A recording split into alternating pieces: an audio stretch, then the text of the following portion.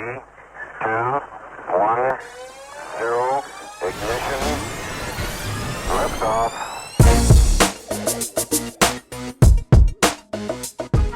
Hello everyone, my name is Colette Stein and welcome to the season premiere of the Cronkite File, Season 2. 55 days. That's how long we have until Donald Trump and Hillary Clinton will go head-to-head to decide who moves into the White House and will lead our country for the next 4 years. On Sunday, both candidates attended 9/11 memorials in New York.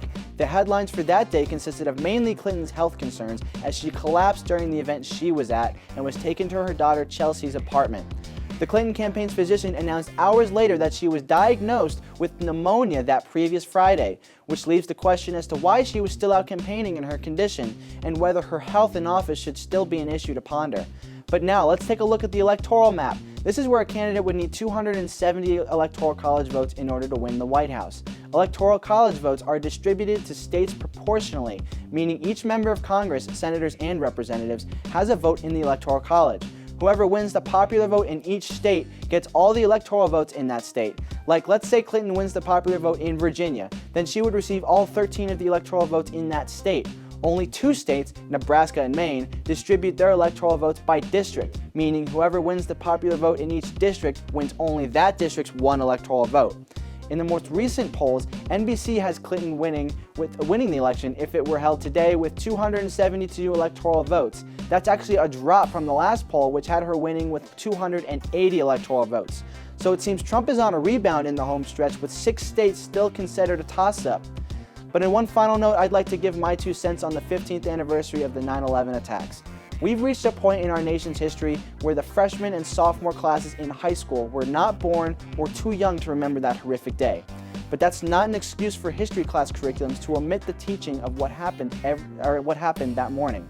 Every American deserves to understand why so many lost their lives that morning and why we can never forget them.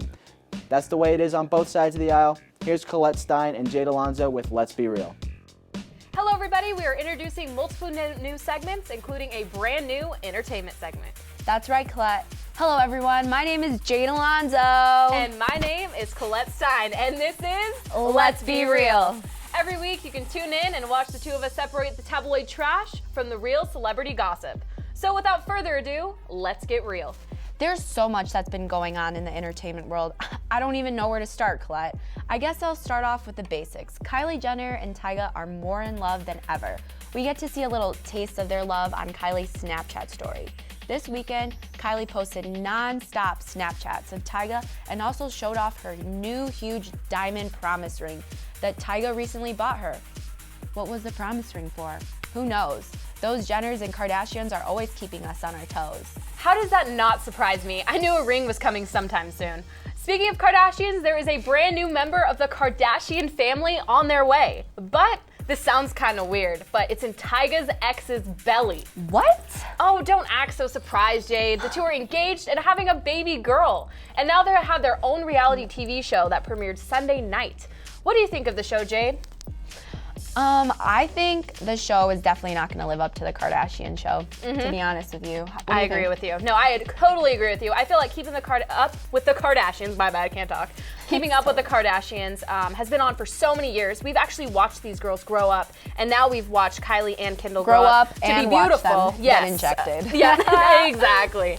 But I don't think it could necessarily live up to that because let's be honest, Rob Kardashian isn't nearly as attractive or as popular as his sisters, and neither is Blac Chyna because we have that big feud with Blac Chyna and Tyga with the whole Kylie situation. So all in all, I don't think it's going to be that great of a show. Same here, Colette. But we just have to wait and see. Same here. Now moving on to the not so exciting topic. Selena Gomez is having her Britney Spears year. Sorry, I had to say it. She recently canceled her world tours because she's been drinking and partying and having too much fun and apparently had a shocking collapse. She's even claimed on a couple talk shows how fame has destroyed her. Poor Selena. See, when you really think about it and how she says that her relationship destroyed her and everything like that, what kind of example is she setting for young adults? I just think that I hear this story way too many times. Like, you hear celebrities, they get together, they break up, then they go through a drug or go through a collapse, you might say. Yeah, collapse. I just think that grow up, get some counseling, and, stop living to your expectations. No. Well, everyone, that is all that we have for you today. Tune in next week, and we promise to always keep it real. Now let's over to our girl Molly Bowes with another exciting new segment called Trips with Molly. Today, I took a trip to Roosevelt Rose Arts District, essentially the K-hole of downtown Phoenix. Here you can find rows of houses that got converted into coffee shops, head shops that coexist with bookstores, and home of the only ice cream shop in Phoenix that will serve you ice cream carry-out style. What's your favorite part about Roosevelt Rose Arts District? There's a really heady youth culture here. And do Black Labs matter? Yes. And what's your favorite part about Joe Bot Coffee? Thank you. Stay tuned to where I'll be taking a trip to next week. Thank you, Molly, for never failing to make us laugh. All right, we've had enough fun for today. Let's throw it over to someone I just so happen to share the same name with. Here's Miss Jade Hansen with Off the Top. Hello everybody, my name is Jade Hansen and here with me today is Chancellor Johnson and Misha Satskin. This weekend was filled from beginning to end with football, starting with upsets for my favorite college teams and ending with the first NFL Sunday of the season. Kicking things off with college football, Chancellor, who impressed you the most? You know, it wasn't the most exciting week in college football as there were no teams in the top 25 that faced off against each other, but there were two teams that caught my eye, and that included Arizona State versus Texas Tech. Now Arizona State came in the game as underdogs, and the game went back and forth, but behind Kalen Ballage's 8 touchdowns and only 15 carries, Arizona State was able to get it done. And since we're talking about teams that can really fill up the scoreboard, that can really light it up, I have to show some love to Lamar Jackson of the Louisville Cardinals as they went on the road and beat Syracuse 62-28. Now, Lamar has 13 touchdowns in only 2 games. That's a bad man, and if I were you, I would keep him on my Heisman list. What about you, Misha? Well, let's take things back to the Texas Tech game. I saw an amazing performance from Kalen Ballage. Let's not forget that. But we also saw a pretty miserable performance from Patrick Mahomes, the Texas Tech quarterback. He threw a total of 540 yards in a loss. Things aren't looking good for the Raiders. Things are looking good for Michigan Wolverines. If you look at it, they're now in the playoffs. Clemson is knocked out. Things are looking bright for the Wolverines. Austin Allen put on a show for Arkansas as they upset TCU. Hold up, TCU out of the playoffs without even a chance of getting to week 5. There's no upset week. There's no college playoff like bonanza or fiasco. They're out in week 2 of the college football season.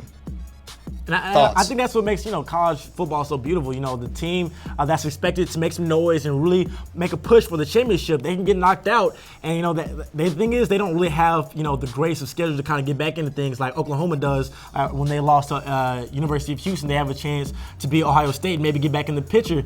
TCU, not so much the case. So I think that's kind of the beauty of college football in the playoffs. But if you look back 2 years ago, TCU was number 5 in the nation. They were at the brink of making it into the playoffs, and now they're sitting outside of it. They're sitting outside the window. They're just looking in. Right. I totally understand, man. Now onto the NFL. I was the definition of a couch potato this past Sunday, as I'm sure both of these guys were. Right. And even though this is only going to be week 2 of the season, what are some early predictions that both you guys can make after seeing these first games? I'll start with you, Misha. Starting things off, you look at D'Angelo Williams. Outstanding performance. 143 yards, 23 carries, and 2 TDs at 33 years old. That's the oldest player in the NFL to ever have that stat line. My God. Incredible for Pittsburgh. Incredible for that team. Looking at the Packers, they escaped a close game in Jacksonville. 27-23, pretty close game. Things looked pretty hasty near the end when Aaron Rodgers was giving up a turnover in the last 5 minutes. But hey, they scavenged through it. They made it out alive. Let's then look over to where is Todd Gurley? Where is Todd Gurley? Where was he during that Monday night game? I think going off of that, the Steelers look very dangerous. They have a lot of weapons, and D'Angelo Williams, you're right, had a great game, and they're missing possibly one of their best players in Le'Veon Bell. And talking about the Packers versus the Jaguars. The Jaguars are a team on the rise, so it was a road game. It's the first game of the season, so I wouldn't worry too much, and that kind of goes alongside Todd Gurley as well. The Rams' offense as a whole was they struggled. I'll just leave it at that. So I wouldn't look too much into it. It's only week 1, and they still have some time to kind of get the ball rolling.